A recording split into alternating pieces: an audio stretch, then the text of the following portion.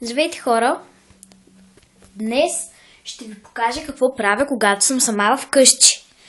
И това е да ям сладко.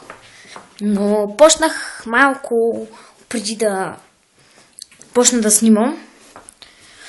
Но нищо. Тук винаги има нещо вкусно за ядене. Бомбони. Но аз жива лавина. Имате менушки, но днеска не ми се ядат. В хладилника има ли нещо?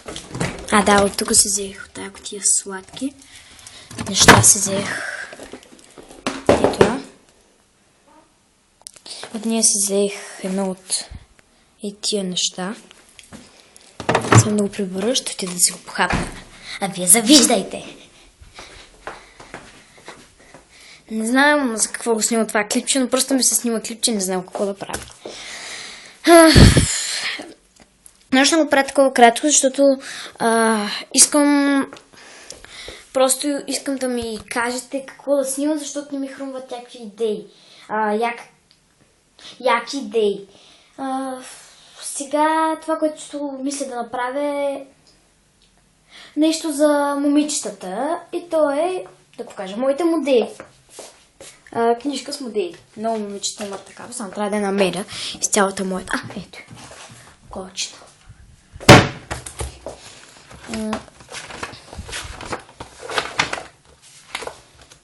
Не знам, че ще има доста отрицателни вотове за това клипче, но...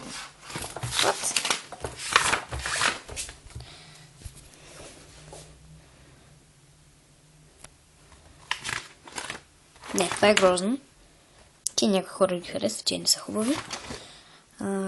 Искам такава луска, не знам защо. Това е грозна. Това не съм го рисувала аз.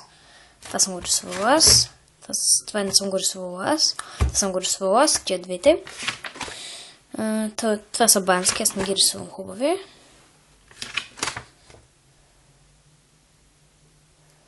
Смисъла на това е everyday I happy, а не everyday awesome. Everyday аз, всеки ден аз бъди щастлив, защото това е тъпо. Ето такова. Тук няма нищо, мисля, че по-напред. Да, тъс не ме радва, не е хубаво. На някой... Това го рисува една моя съученичка, но мен не ме радва лично. Дето мисля, че няма. Ей това. Това е много тъпо. Това всъщност съм го рисувала аз, най-добрата ми приятелка. Това е горе-долу. Друго напред мисля, че нямаше. Това е. Такава е книжката. Може да си я купите. Препоръчвам за момичетата. Момчета, моля ви, не дейте да отрицателен вот за този клип. И чао!